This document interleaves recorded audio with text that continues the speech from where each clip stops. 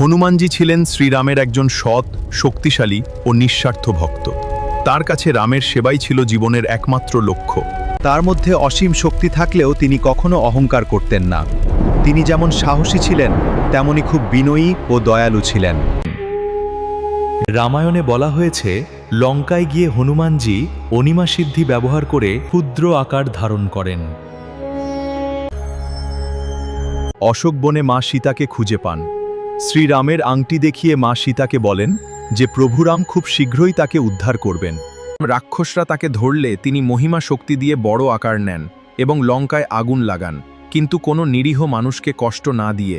তার জীবন আমাদের শেখায় শক্তি থাকলেও নম্র থাকা, ভক্তির সঙ্গে বুদ্ধি ব্যবহার করা এবং সাহসের সঙ্গে নিজেকে নিয়ন্ত্রণ করা খুবই জরুরি। হনুমানজির শেখায় শুধু শক্তি নয়, আমাদের জীবনে ভক্তি ও করুণার ভূমিকা অপরিসীম।